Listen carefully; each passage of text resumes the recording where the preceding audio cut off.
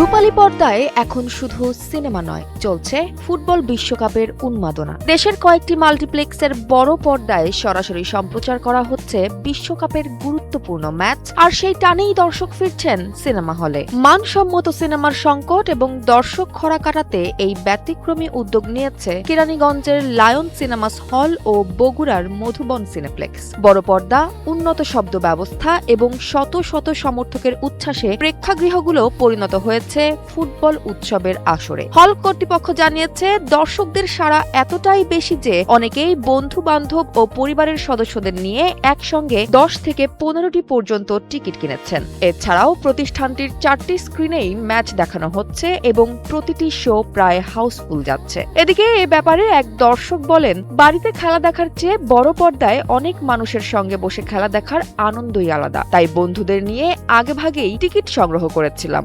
অন্যদিকে বগুড়ার Madhuban cineplex Argentina মিশর ম্যাচ দিয়ে বড় পর্দায় বিশ্বকাপ সম্প্রচার শুরু করেছে। প্রতিষ্ঠানটির ব্যবস্থাপনা পরিচালক শায়েখুজ্জামান জানান, সাম্প্রতিক সময়ে সিনেমা হলে দর্শক উপস্থিতি আশঙ্কাজনকভাবে কমে যাওয়ায় এই সিদ্ধান্ত নিতে হয়েছে। তিনি আরো বলেন, একটি সিনেমার শোতে মাত্র 10 জন দর্শক উপস্থিত থাকায় বড় ধরনের লোকসান গুনতে হয়েছে। সেই পরিস্থিতি থেকে বেরিয়ে আসতেই বিশ্বকাপের ম্যাচ বড় পর্দায় দেখানোর সিদ্ধান্ত নেওয়া হয়েছে। ম্যাচ দেখার জন্য টিকিটের মূল্য রাখা হয়েছে 100 ও 200 টাকা। সংশ্লিষ্টরা মনে করছেন, খেলাধুলার এমন আয়োজন প্রেক্ষাগৃহের নতুন করে দর্শক সমাগম বাড়ানোর পাশাপাশি মাল্টিপ্লেক্স সংস্কৃতিতেও নতুন মাত্রা যোগ করতে পারে। এছাড়াও দর্শকদের সাড়া ইতিবাচক থাকলে বিশ্বকাপের সেমিফাইনাল ও ফাইনাল ম্যাচও বড় পর্দায় দেখানোর পরিকল্পনা রয়েছে।